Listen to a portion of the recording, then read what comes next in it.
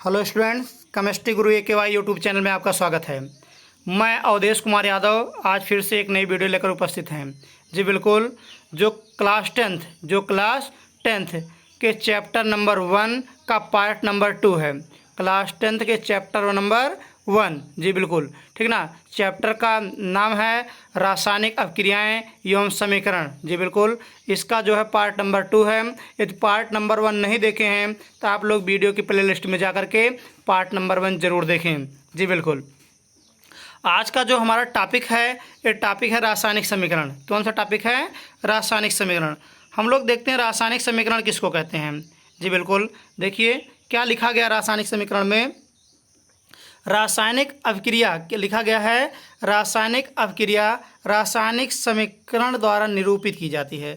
मतलब जो रासायनिक अभिक्रियाएं होती हैं वो रासायनिक समीकरण के द्वारा क्या की जाती हैं? निरूपित की जाती हैं।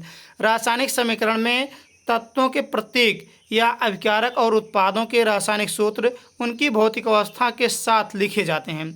मतलब जो उनकी भौतिक अवस्था होती है उन्हीं के साथ, ठीक ना, अभिकारक या उत्पाद के जो सूत्र होते हैं, ठीक ना, लिखे जाते हैं। जैसे गैस है तो उनके, ठीक ना, नीचे गैस लिखा रहेगा, ठोस है तो ठोस लिखा रहेगा, और इस तरीके लिक्विड है तो लिक्विड लिखा रहेगा। जी बिल्कुल, आगे देखिए लिखा गया है, रासायनिक अभिक्रिया में आवश्यक परिस्थितियां जैसे ताप, दाब, उत्प्रेरक आदि को तीर के निशान के ऊपर या नीचे दर्शाया जाता है। मतलब यदि हमको ताप दिखाना हो या दाब दिखाना हो या उत्प्रेरक दिखाना हो तो जो हमारा जो है रिएक्शन होता है उसके बीच में जो तीर लगी होती है, जिसको हम लोग गिब्स साउथ बोलते हैं, उसके ऊपर या नीचे ताप, दाब या उत्प्रेरक को शो करते हैं। जी बिल्कुल, हम लोग चलते हैं अपने अगले पॉइंट पर।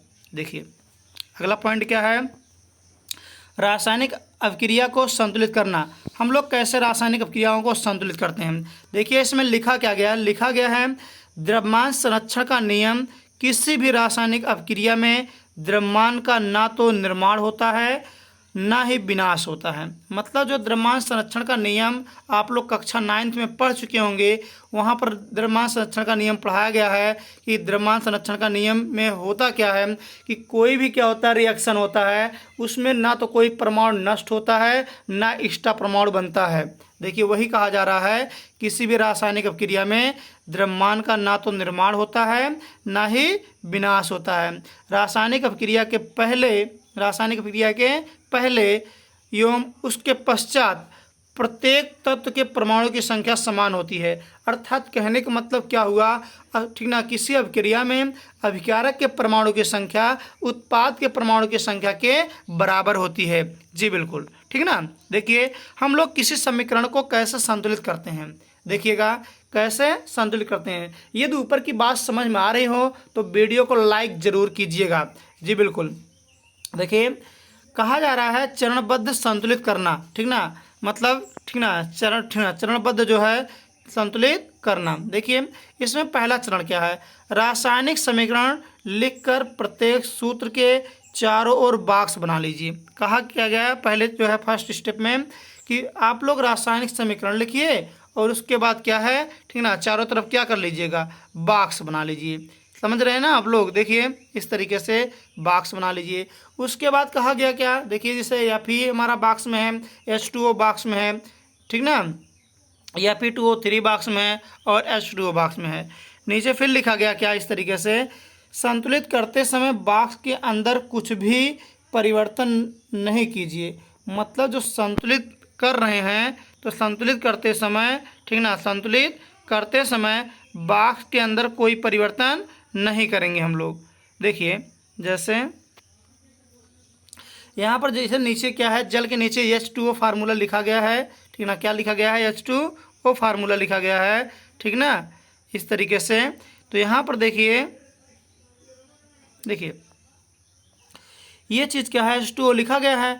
अब जब H2O लिखा गया है तो ये जो नीचे का जो, ठीक ना, परमाणु, ये क्या शो करता है, परमाणु की संख्या शो करता है, ठीक ना। और ये जो आगे लिखा जाता है इस तरीके से, ये क्या लिखे जाते हैं, यहाँ पर ये गुणांक लिखे जाते हैं, ठीक है ना। इस तरीके से क्या होता है, ये जो तीर के पहले का पार्ट होता है इसको हम लोग अभिकारक बोलते हैं और तीर के बाद का पार्ट होता है, इसको हम लोग उत्पाद बोलते हैं। जी बिल्कुल, ठीक ना। तो हम लोग यहाँ क्या है, परमाणु की संख्या में जो है यहाँ नीचे जो है यहाँ पर कोई परिवर्तन नहीं करते हैं। यदि किसी समीकरण को संतुलित करना होता है तो इसके क्या है यहाँ पर, ठीक ना, कहने का मतलब बॉक्स के बाहर और आगे यहाँ पर क्या करते हैं हम लोग, ठीक ना, संतुलित करते हैं। देखिए आगे क्या कहा जा रहा है, आगे कहा जा रहा है, ठीक ना, चरण टू में देखिए लिखा गया है, समीकरण में उपस्थित विभिन्न तत्वों के परमाणु की संख्या नोट कीजिए।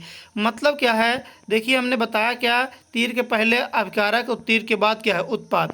देखिए यहाँ पर लिखा गया है, एक सारणी बनाई गई है, इसमें लिखा गया है तत्व, अभिकारकों में परमाणुओं की संख्या और क्या, उत्पाद में परमाणु की संख्या। तो आप लोग देखिएगा ऊपर क्या है, इस तरीके से अभिकारक में आयरन परमाणु की संख्या कितनी है, 1, और उत्पाद में कितनी है, इस तरीके से, ठीक ना, उत्पाद में कितनी है, 3।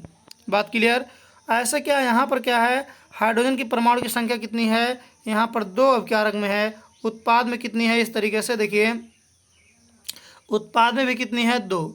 और यहाँ पर देखिए इस तरीके से क्या, ऑक्सीजन क्या है, ऑक्सीजन परमाणु की संख्या अभिकारक में कितनी है, 1, और उत्पाद में कितनी है, 4, ठीक ना। ये जो Fe2O3 लिखा गया बेटा, Fe2O3 लिखा गया है, ये मिसप्रिंट हो गया है, ठीक ना। ये फार्मूला है Fe3O4।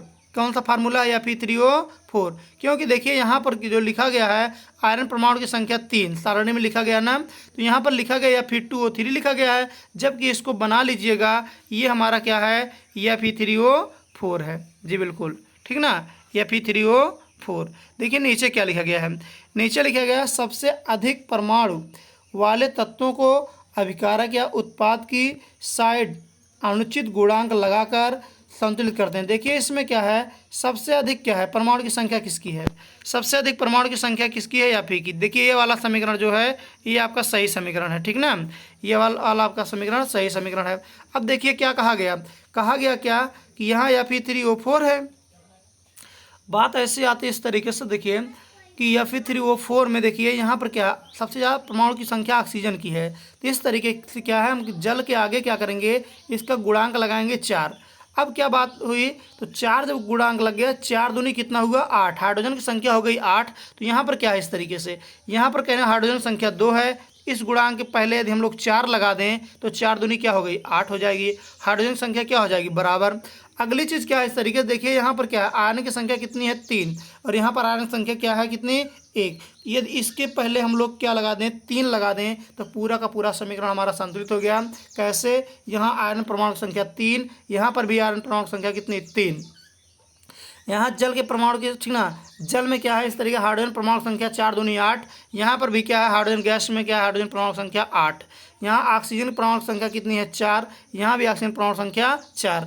इस तरीके से हमारा समीकरण क्या होगा, संतुलित हो जाएगा। जी बिल्कुल, ठीक ना। देखिए नीचे लिखा गया है सभी चरणों के परमाणुओं को चरण 3 की भांति संतुलित कीजिए। जैसे चरण 3 यही है, ठीक ना, इस तरीके से लिखा गया है सबसे अधिक परमाणु वाले तत्वों को अभिकारक या उत्पाद की, ठीक ना, साइड अनुचित गुणांक लगा करके क्या करना है, संतुलित करना है। देखिए यहाँ पर सबसे ज़्यादा जो है उत्पाद में कितना, 4 परमाणु हैं, अभिकारक में हमने क्या कर दिया, 4 लगा दिया, ठीक ना। फिर से समझ लीजिए, यहाँ उत्पाद में 4 है तो अभिकारक में क्या लगा दिया, 4 लगा दिया। इस तरीके से हाइड्रोजन कितना हो गया हमारा, 4 दूनी 8। इधर भी हमने 4 लगा दिया। इस तरीके से आप लोग संतुलित कर सकते हैं। जी बिल्कुल। देखिए चरण 4 में कहा जा रहा है सभी तत्वों के परमाणुओं को चरण 3 की भांति संतुलित कीजिए। किसकी भांति, चरण 3 की। जैसे ऊपर देखिए ये हमारा क्या हो गया, संतुलित समीकरण। क्या हो गया, संतुलित समीकरण। जी हाँ बिल्कुल, इस समीकरण को नोट कर लीजिएगा। यहाँ बेटा जो ऊपर लिखा गया है चरण नंबर 2 में, यहाँ जो है Fe2O3 जो लिखा गया है ये क्या है, एरर है, इसको बना लीजिएगा। ये हमारा है Fe3O4। जी बिल्कुल, देखिए ये जो है ये करेक्ट जो है इक्वेशन है, ठीक ना। Fe इस तरीके से देख रहे हैं ना, 3Fe प्लस 4H2O, ये क्या है, गिव्स आउट Fe3O4 प्लस क्या है, 4H2। देखिए लिखा गया आगे, सभी तत्वों के परमाणुओं की संख्या अभिक्रिया के दोनों ओर समान होती है। अर्थात आप लोग देख लीजिएगा, इधर क्या अभिकारक में 3 आयरन परमाणु, उत्पाद में भी 3 आयरन परमाणु। इधर क्या है, हाइड्रोजन संख्या 4 दूनी 8, उधर भी क्या है 8 हाइड्रोजन। यहाँ 4 ऑक्सीजन, उधर भी क्या है, उत्पाद में भी 4 ऑक्सीजन, ठीक ना। तो इस तरीके से देखिए चरण 5 में क्या लिखा गया है। चरण 5 में लिखा गया है अभिकारकों एवं उत्पादों की भौतिक अवस्था लिखना, ठीक ना। तो अभिकारकों एवं उत्पादों की भौतिक अवस्था लिखना।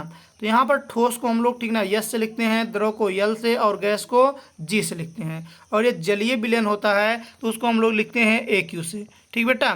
तो यहाँ पर देखिए जो लिखा गया 3FeS जो लिखा गया है, तो यहाँ पर जो इस तरीके से 3FeS जो लिखा गया है, अर्थात कहने का मतलब जो आयरन है हमारा किस में है, यस मतलब सॉलिड स्टेट में है। ये जो 4HO लिखा गया है बेटा, इसको सही कर लीजिएगा, ये ऊपर वाला रिएक्शन है 4H2O। क्या लिखा गया, 4H2O लिखा गया, जी बिल्कुल। और नीचे देखिए लिखा गया जी का मतलब क्या हुआ, गैसियस फार्म, जो जल हमारा है एक गैसियस फार्म में है।